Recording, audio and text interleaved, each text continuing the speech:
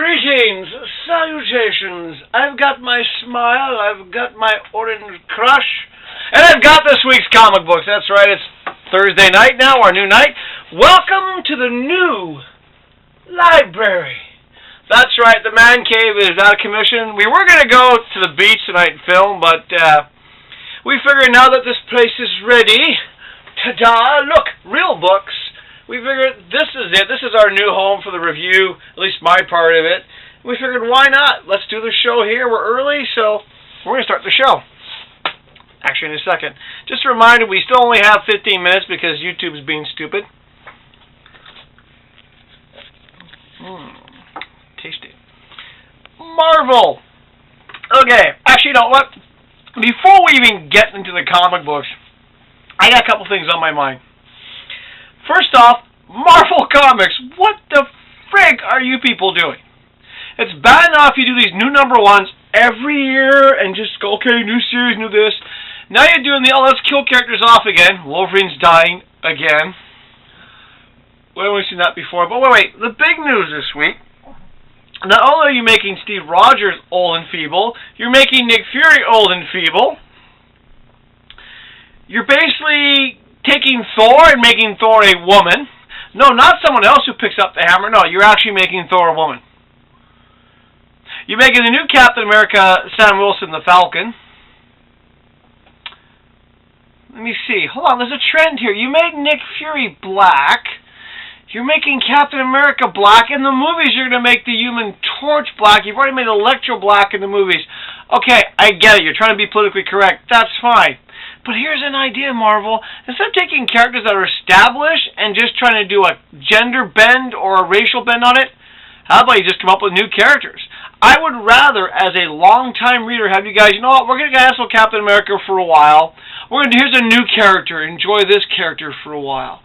Or, you know what, yeah, we're going to cancel Thor. We're going to try something new. Give people what they want. They don't want you to change the characters they love all the time. What's next? Let me see. A Chinese girl Punisher? There's a thought for you. What else could Marvel do? Cyclops with two eyes. There we go. Biclops. That's right. Call him Biclops. Make him a big East Indian woman.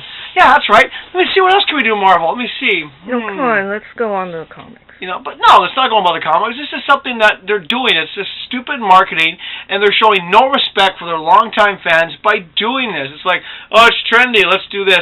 And every comic book guy knows that, you know what, Steve Rogers will be back at Captain America as soon as the sales drop. Nick Fury won't die. Somehow he'll be rejuvenated. We're tired of it. Give us new stories and new characters. Don't freaking keep changing stuff over. And really, Thor as a woman? Wow. What's next? Odin's going to be a transgendered, pony riding person? We're tired of it, Marvel. It's getting to the point where either you have to clean up your act and just give us good stories and trust that your readers have enough intelligence to follow, because most of us do, instead of doing this new number ones and all this hype. Okay, that's the rant for Marvel. So let's get to Marvel's comics, shall we? Original Sin, number 6. Nice artwork. Yeah, Nick Fury is dying. What a shock. Marvel's going to kill another character off. The only Wolverine book I buy is Savage Wolverine. Artwork was crap. It's Wolverine in World War I. Canadian Wolverine, not the new American Wolverine, but the Canadian Wolverine. It was, disappointing. Okay, Secret Avengers. Well, let's just put it this way. Pretty minimalistic art. Okay, that's another thing, Marvel. You know what happens these days when you guys had really good art? It's getting sad. Alright, Punisher vs. Thunderbolts. Yeah.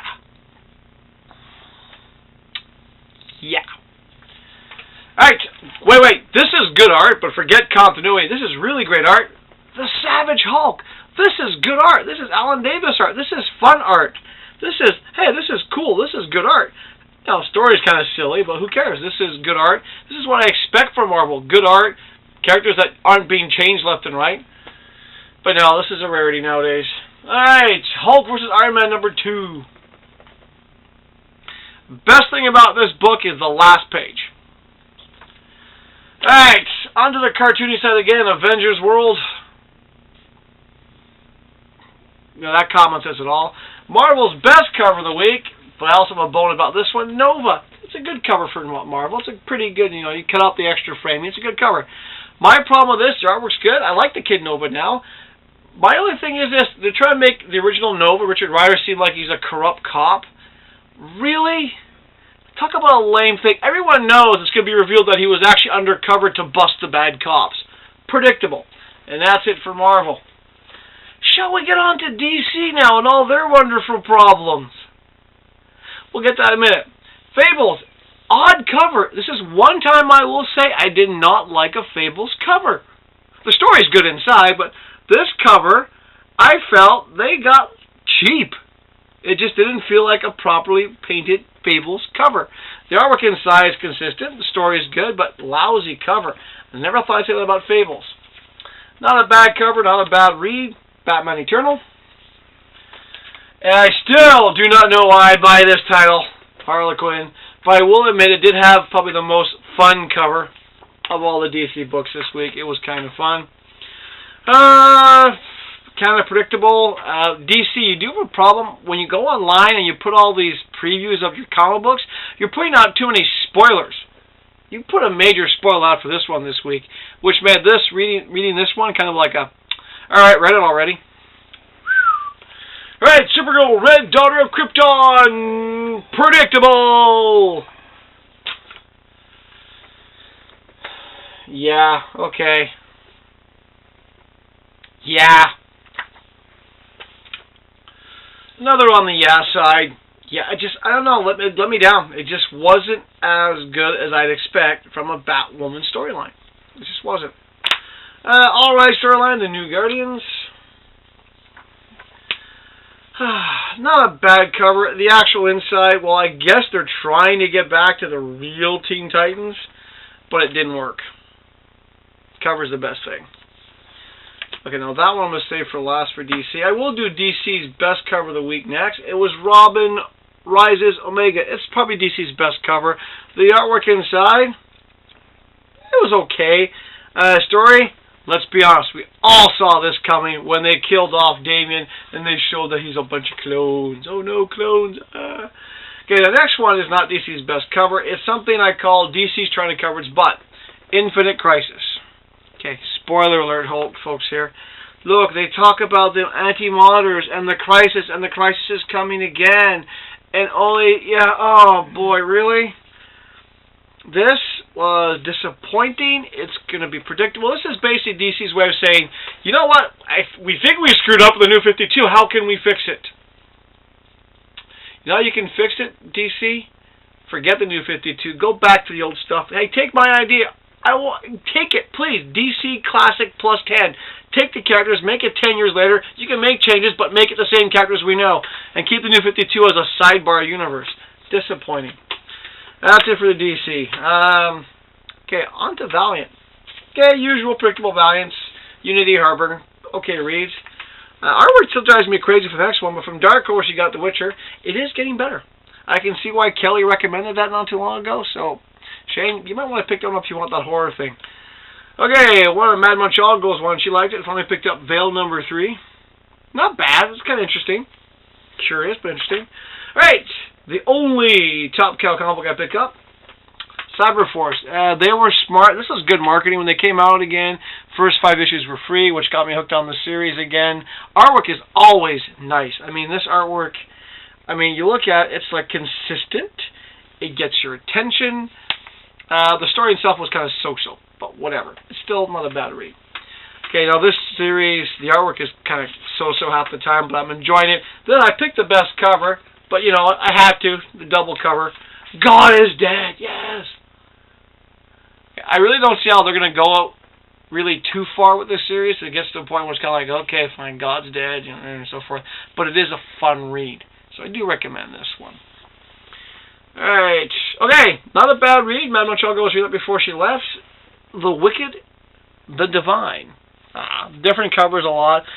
Interesting, it's got my attention now too. Artwork's a bit simple, but not bad. Okay, here's a new one called The Dark Engine number 1. First picked up thinking, hey, Mad Montreal girl might like it, Cute Montreal girl might like it, but I have to admit, I liked it. You know, sort of sketchy art, a little bit of Biddy touch, but it got me interested. I want to be number 2, maybe number 3, and after that we'll decide. Alright, one of the ones for the cute one who's at military camp this summer, Legendary. I didn't read it. I'm going to be honest, I didn't read it. That's a book for her to read, but it came out this week. Alright, one of the ones that Mad Montreal goes been reading, which I've been reading as well. The artwork's kind of so-so, but I actually kind of like where the story is going. The Last Broadcast. Okay, I've only got 3 books left. They're from IDW. The next one is the best alternate cover of the week, The Squitter. Guess what? I recommend you pick up this book.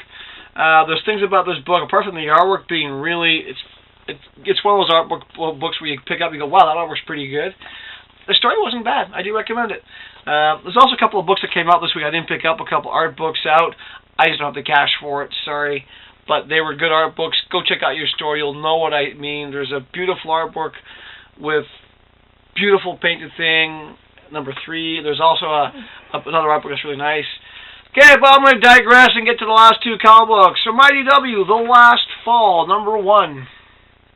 Not a bad read. Interesting, kind of science fiction. I like the cover. It was almost the alternate cover of the week, but not quite. I'm looking forward to this one. I'm recommending to keep an eye on this one for a while. IDW is one of those companies that's starting to pick up. It's getting better. Which leaves me one comic book. It's the best all-around cover of the week. Shane, I know you're going to like this book. Anyone who actually... pretty much anyone who grew up with these characters will like this story, like this book, and you'll agree with me when you see this cover. This is the best cover this week, and I'm talking about Judge Dredd. And that's all I have to say about that. So that's it for this week. We managed to keep the show down. Like I said, we're looking forward to eventually getting back to longer than 15 minutes. I mean, we have this new wonderful place to do the show from.